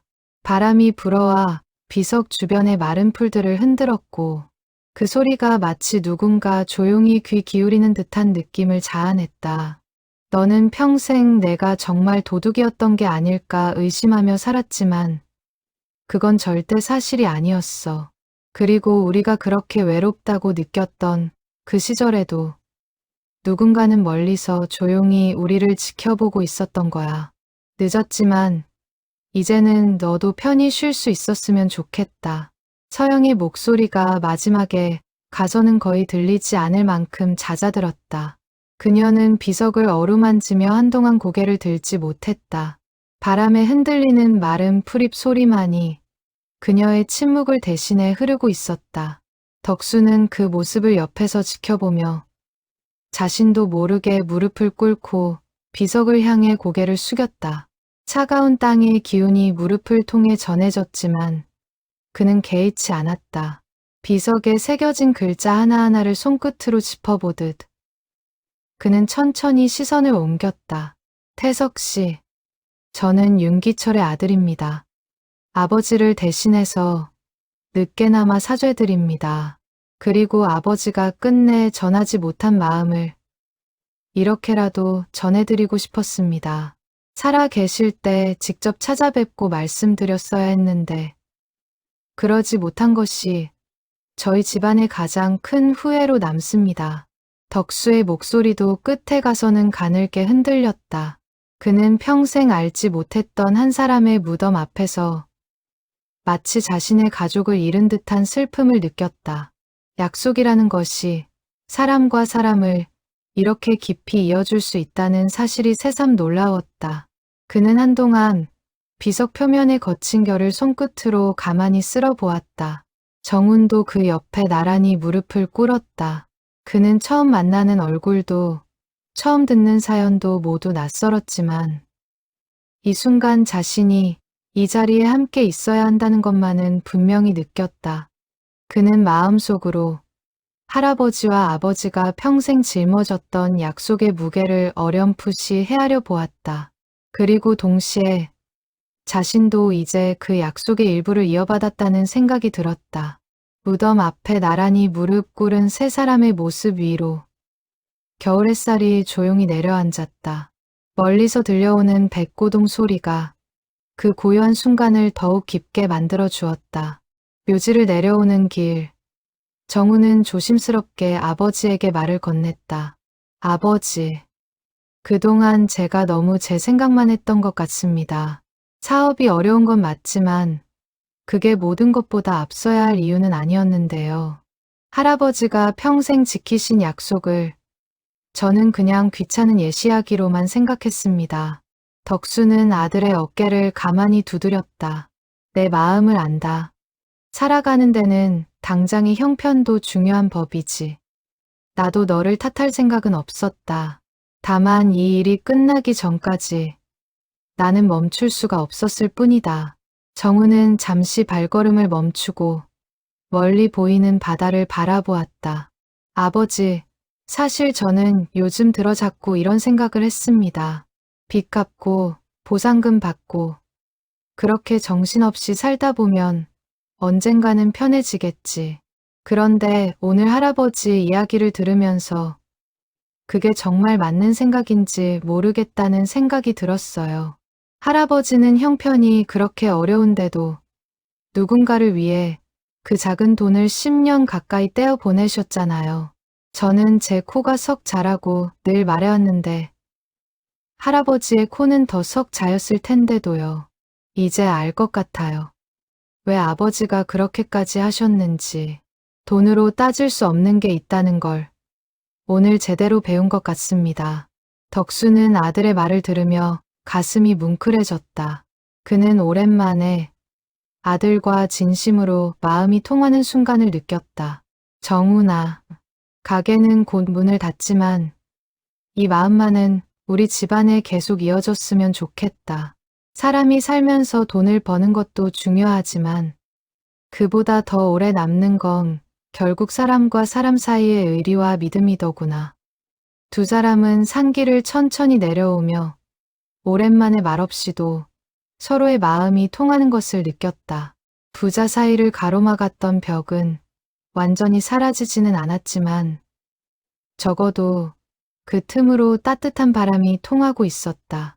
정우는 산 아래로 펼쳐진 바다를 내려다보며 오늘 하루가 자신의 인생에서 작지 않은 전환점이 되리라는 것을 어렴풋이 느꼈다. 바다국수로 돌아온 세 사람은 서영이 끓여준 국수 한 그릇씩을 나누어 먹었다. 따뜻한 국물이 몸 안으로 퍼지면서 긴 하루의 피로와 함께 마음의 무게도 조금씩 풀리는 듯했다. 김이 모락모락 오르는 국수 그릇 위로 창밖 노을빛이 비스듬히 내려앉았다. 50년 전 그 추운 겨울날의 약속이 이제야 비로소 따뜻한 한 끼의 식사로 매듭지어지고 있었다. 서영은 국수를 내려놓으며 나직이 말했다. 이상하게도 오늘 저녁은 참 오랜만에 마음이 편안하네요. 두 분 덕분입니다. 덕수는 그 말에 조용히 웃었다. 가게 안에 켜진 작은 전등 불빛이 세 사람의 얼굴을 따뜻하게 비추고 있었다. 저야말로 이렇게 받아주셔서 감사합니다. 사실 처음 찾아왔을 때는 거절당할까봐 무서웠습니다. 서영은 옅게 웃었다. 50년 만에 처음 보는 웃음이었을지도 몰랐다. 그 웃음에는 오랜 세월의 무게가 한순간에 가벼워진 듯한 홀가분함이 묻어 있었다. 처음엔 그랬지요. 그런데 사람 마음이라는 게 한번 진실을 알고 나면 신기하게 풀리기도 하는 모양입니다. 평생 짊어지고 있던 돌덩이 하나를 오늘 두 분이 대신 내려주신 것 같아요. 정훈이 조심스럽게 입을 열었다. 저희도 할아버지의 마음을 이렇게 끝까지 전할 수 있어서 다행입니다. 앞으로 가게 정리하고 나면 가끔 이쪽으로도 들르고 싶은데 괜찮으실까요? 언제든 오세요. 국수는 제가 얼마든지 끓여드릴 수 있으니까요. 세 사람은 오랜만에 함께 웃었다. 창밖으로 거제도의 노을이 붉게 번지고 있었다. 50년이라는 시간 동안 두 집안 사이에 쌓였던 오해와 원망이 그 노을빛 속에서 천천히 녹아내리는 듯했다. 덕수는 그 풍경을 바라보며 아버지가 평생 짊어졌던 마음의 짐이 이제야 비로소 가벼워졌음을 느꼈다. 그는 돌아가는 배 안에서 오늘의 이 풍경을 오래도록 기억하리라 다짐했다. 한 달 후 덕수 전당포는 마지막으로 문을 닫는 날을 맞았다. 골목의 다른 가게들도 대부분 비어 있었고 건물 외벽에는 재개발을 알리는 현수막이 걸려 있었다. 인부들이 옆 건물에 철거를 준비하며 분주히 오가는 소리가 골목 가득 울렸다. 덕수는 텅 빈 진열장을 마지막으로 닦으며 50년 넘는 세월의 흔적을 천천히 정리하고 있었다. 유리창 너머로 보이는 영도 다리는 여전히 그 자리에서 변함없이 서 있었다. 가게 안 곳곳에는 아직 정리되지 않은 작은 흔적들이 남아 있었다. 손님들의 발걸음으로 다른 문턱, 아버지가 늘 앉아있던 낡은 의자, 그리고 벽에 걸린 흑백 사진까지. 덕수는 그 모든 것을 눈에 담으며 이 공간과 작별할 마음의 준비를 하고 있었다. 그날 오후 가게 문이 열리며 낯익은 얼굴이 들어섰다. 한서영, 아니 김순자였다. 그녀는 거제도에서 먼 길을 마다하지 않고 부산까지 찾아온 것이었다. 손에는 작은 보따리를 들고 있었다. 가게 안으로 들어선 그녀의 발걸음은 처음 이곳을 찾았던 50년 전. 그날의 발걸음과는 사뭇 다른 가벼움을 띠고 있었다. 마지막 날이라고 하셔서 꼭 한번 와보고 싶었습니다. 덕수는 반갑게 그녀를 맞았다. 잘 오셨습니다. 이제 정말 마지막 손님이 되시는 셈이네요. 서영은 가게 안의 빈 공간을 둘러보며 천천히 숨을 들이쉬었다. 50년 전의 공기와 지금의 공기가 묘하게 닮아 있다는 생각이 스쳤다. 서영은 가게 안을 천천히 둘러보았다. 빈 진열장, 색이 바랜 벽지, 오래된 시계까지. 그녀의 눈에는 묘한 감회가 스쳐 지나갔다. 50년 전, 제가 이 가게에 처음 들어왔을 때가 떠오르네요. 그때는 이 자리에 화로가 있었던 것 같은데. 맞습니다. 겨울이면 늘 그 화로 앞에 손님들이 모여 몸을 녹이곤 했지요. 저도 어릴 때 그 옆에서 숙제를 하곤 했습니다. 서영은 가게 한가운데 잠시 서서 눈을 감고 50년 전의 그 추운 겨울날을 다시 떠올리는 듯했다. 그날의 두려움과 절박함이 이제는 다른 색깔의 기억으로 자리 잡은 모양이었다. 그때 저는 이 가게가 그저 돈을 빌려주는 곳이라고만 생각했어요. 그런데 지금 와서 보니 이곳은 사람의 마음을 맡아두는 곳이었던 것 같습니다. 서영은 가져온 보따리를 풀었다. 안에는 옷비녀가 다시 담겨 있었다. 이걸 다시 가져왔습니다. 곰곰이 생각해보니 이 비녀는 저 혼자만의 물건이 아니라는 생각이 들었어요. 두 집안의 약속이 담긴 물건이니 이 자리에 함께 두고 가는 게 맞을 것 같습니다. 덕수는 놀란 눈으로 그녀를 바라보았다. 그래도 이건 어머님의 유품인데 제가 다시 받기는. 받아주세요. 대신 부탁이 하나 있습니다. 이 비녀를 다시는 깊은 금고 속에 숨겨두지 말아주세요. 두 집안 사이의 약속이 끝까지 지켜졌다는 걸 누구든 볼 수 있는 자리에 두고 싶습니다. 그녀의 목소리에는 50년 만에 찾아온 담담함이 묻어 있었다. 덕수는 한동안 비녀를 바라보다가 천천히 고개를 끄덕였다. 가게 안에 흐르던 정적이 그 끄덕임과 함께 조용히 풀려나갔다. 그는 정훈을 불러 가게에서 가장 좋은 자리에 작은 액자를 마련하기로 했다. 옥비녀와 빛바랜 사진, 그리고 아버지가 끝내 붙이지 못한 편지를 함께 넣어 가게의 마지막 모습을 기념하는 작은 전시물로 만들기로 한 것이었다. 정훈은 직접 액자 가게를 찾아가 가장 단정하고 소박한 디자인을 골랐다. 화려한 장식 대신 옥비녀의 푸른빛이 가장 잘 드러나는 짙은 색의 나무 액자였다.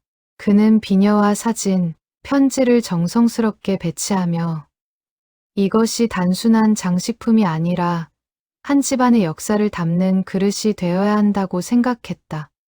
액자를 다 완성한 뒤 그는 한동안 그것을 바라보며 말없이 서 있었다.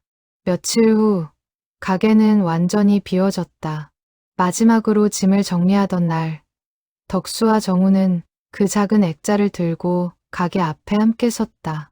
텅 빈 가게 안으로 마지막 오후 햇살이 길게 들어와 두 사람의 그림자를 바닥에 가만히 늘어뜨렸다. 정훈이 조심스럽게 물었다. 아버지, 이건 어디에 보관하실 생각이세요? 우리 집 거실에 걸어둘 생각이다. 할아버지가 평생 지키신 약속이 이제는 우리 가족의 이야기가 됐으니까. 정훈은 고개를 끄덕이며 액자를 조심스럽게 받아들었다. 그는 처음으로 이 낡은 전당포가 단순히 정리해야 할 짐이 아니라 자신이 물려받아야 할 어떤 마음의 유산이라는 것을 느꼈다. 가게 간판이 내려지던 날, 덕수는 마지막으로 빈 가게 안을 둘러보았다. 50년 동안 수많은 사람들의 사연이 오갔던 공간이었다. 가난 때문에 혹은 급한 사정 때문에 찾아온 사람들, 결혼 반지를 맡기고 떠난 신혼부부, 자식의 등록금을 마련하러 온 어머니, 사업, 자금이 급해 손목시계를 풀어놓고 간 청년까지. 그들 모두에게 이 작은 가게는 단순한 거래의 장소가 아니라 마지막으로 의지할 수 있는 곳이었다. 아버지는 그 사실을 누구보다 잘 알고 있었기에 평생 이 자리를 지켜온 것이었다. 덕수는 그 모든 얼굴들을 하나씩 떠올리며 자신이 물려받은 것이 단지 낡은 건물 한 채가 아니라는 것을 새삼 깨달았다. 그것은 사람을 대하는 마음, 사정을 헤아리는 마음, 그리고 약속을 끝까지 지키려는 마음이었다. 그 마음은 이제 건물이 사라져도 사라지지 않을 것이었다. 덕수는 가게 문을 마지막으로 잠그며 마음속으로 아버지에게 말을 건넸다. 아버지, 약속을 지켰습니다. 이제는 편히 쉬셔도 될 것 같습니다. 그의 눈가에 옅은 눈물이 번졌지만 그 눈물에는 슬픔보다 안도와 평온함이 더 크게 담겨 있었다. 그날 이후 서영은 가끔 부산으로 나와 덕수의 가족과 함께 식사를 했다. 명절이면 정훈의 가족과 함께 모여 앉아 국수를 나누어 먹는 것이 어느새 두 집안의 작은 전통이 되었다. 식탁 위에는 늘 따뜻한 국물과 더불어 50년 전 이야기가 자연스럽게 오갔다. 정훈도 사업의 어려움 속에서도 예전과는 다른 마음으로 하루하루를 버텨나갔다. 그는 더 이상 모든 것을 돈의 잣대로만 재지 않았다. 돈으로 모든 것을 해결할 수는 없지만 적어도 사람과 사람 사이의 약속과 믿음만큼은 시간이 지나도 흐려지지 않는다는 것을 그는 깨달았다. 정훈의 어린 딸, 덕수의 손녀는 그 액자 속 옥비녀를 볼 때마다 할아버지에게 그 사연을 묻곤 했다. 덕수는 그럴 때마다 천천히 처음부터 그 이야기를 들려주었다. 50년 전 추운 겨울, 한 청년의 절박한 사정과 묵묵히 그것을 지켜낸 한 전당포 주인의 약속. 그 이야기는 이제 한 집안의 가장 소중한 가풍으로 자리 잡고 있었다. 손녀는 그 이야기를 들을 때마다 눈을 동그랗게 뜨며 언젠가 자신도 누군가에게 그런 약속을 지키는 사람이 되고 싶다고 말하곤 했다. 거실 한쪽에 걸린 작은 액자 속에서 옥비녀는 더 이상 어둠 속에 숨겨져 있지 않았다. 그것은 이제 두 집안 사이에 오갔던 50년의 약속과 그 약속이 끝내 지켜졌다는 사실을 조용히 증언하고 있었다. 사람이 살다 보면 갚지 못한 마음의 빚을 안고 살아가는 순간들이 있다. 하지만 그 빚을 끝까지 잊지 않고 가름하려는 마음이 있다면 시간이 얼마나 걸리든 결국 그 약속은 누군가의 손을 거쳐 완성된다는 것을 이 작은 옥비녀 하나가 조용히 말해주고 있었다. 50년이라는 긴 시간을 건너온 약속 하나가 결국 두 가족의 마음을 다시 이어주었다. 누군가의 침묵 속에 숨겨졌던 미안함이 또 다른 누군가의 끈질긴 발걸음을 통해 비로소 빛을 보게 된 것이었다. 사람의 인연이라는 것은 때로 이렇게 먼 길을 돌아 가장 따뜻한 모습으로 다시 만나게 되는 모양이었다. 영도의 골목은 이제 새로운 건물들로 채워질 것이다. 덕수전당포라는 이름도 곧 사람들의 기억 속에서 서서히 흐려질 것이다. 하지만 그 자리를 거쳐간 수많은 약속들, 그리고 그 약속을 끝까지 지켜낸 한 사람의 마음만은 시간이 흘러도 누군가의 거실, 한쪽 작은 액자 속에서 조용히 살아 숨쉬고 있을 것이었다.